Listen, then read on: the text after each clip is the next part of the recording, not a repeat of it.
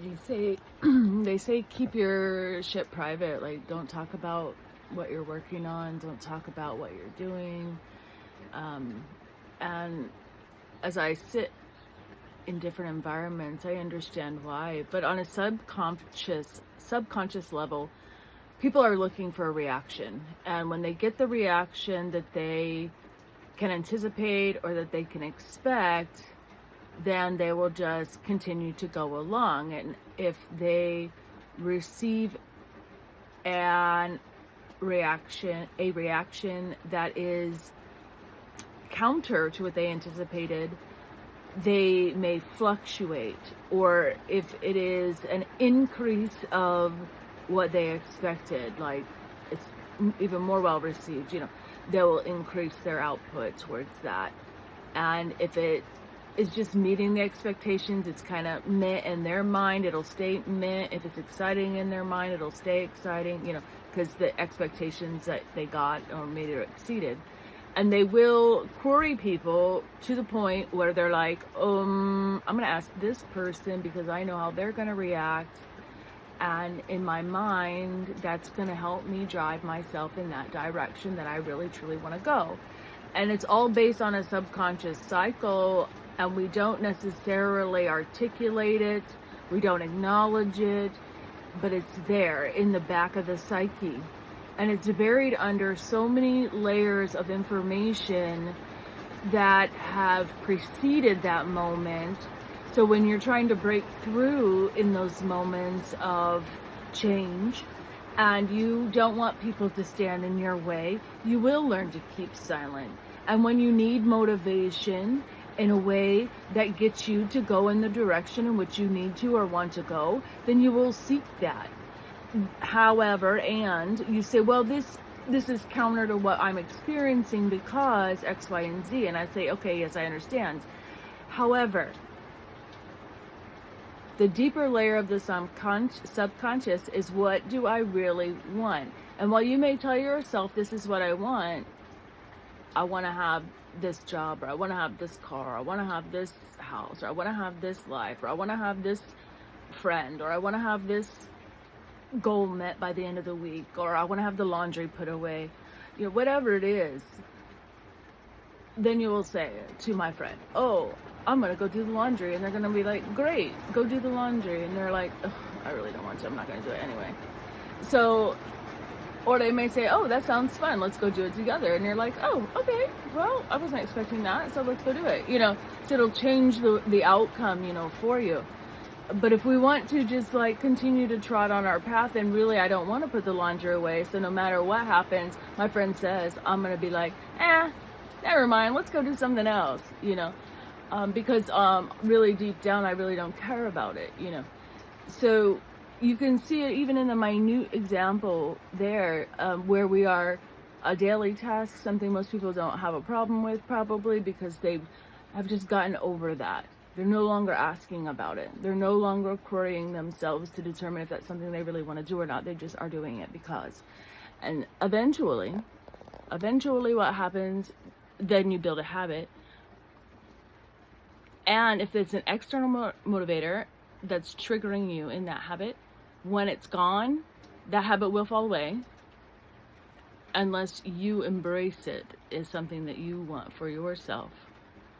So again, it's about building the psychological connection on a conscious level with what is truly deeply going on in the subconscious state of mind being. And when we can align our subconscious state of mind being, how we just naturally truly are, this is my being, when nobody's messing with me, this is where I'm my happy being, I'm just being. And so that's where I want to go, right? And then in the conscious realm, I'm like, oh, I've got to take care of this. I have responsibilities in that. I have to be here. I got to do this, and so I can't always just be unless I bring my being with myself every single time. And sometimes I think, well, maybe my being's not accepted in this state, or it's not accepted in this arena, or it's not accepted by this group, so I have to change the way I dress, look, act, feel, smell, whatever. And then I'm going to, so the brain is going to continue to learn about the conditionings of the society, the environment. It's going to continue to filter through and ask itself on a subconscious and conscious level, where do I want to be? Is this where I want to be at? Is this how I want to fit in?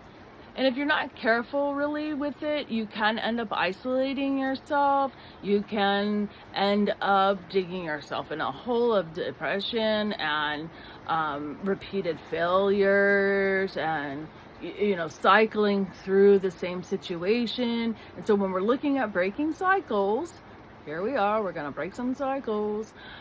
We are taking our being, how I naturally am, and we're bringing it to our forefront in our conscious mind. And we're saying, okay, I'm going to make a conscious effort to change my reaction, to change who I ask what, to change whether or not I'm talking to people about this certain thing based on what I subconsciously really want. And if we keep saying, man, I just want to be left alone, and that's our conscious state of mind being, I just want to be left alone, we bury that in our subconscious to the point where we end up isolating ourselves. And so we have to stop telling ourselves and others out loud and in our mind, I just want to be alone, and maybe say things to a space of, I want to be at peace. Because you can have peace and take that wherever you are. You can't take alone wherever you are unless you isolate yourself, even in a group environment, and then that does not always pan out the best. Social anxieties and all these things.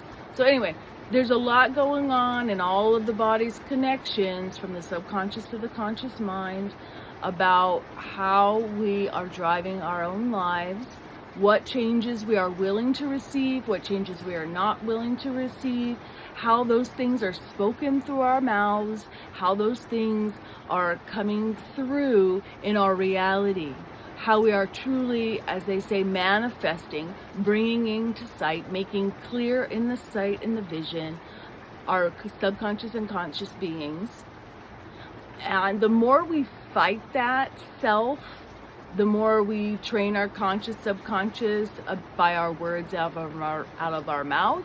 The more we do that, where it's counterintuitive to itself, where it's contradictory to itself, we will continue to struggle. We will continue to struggle.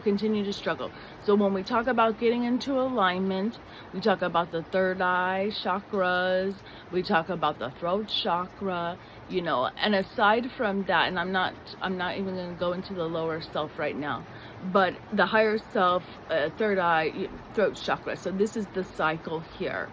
And that cycle up here is what connects to the conscious being below. And that's where we get the other chakras coming into full alignment. So what I am speaking, what I am thinking, what I am desiring as my higher self, my being.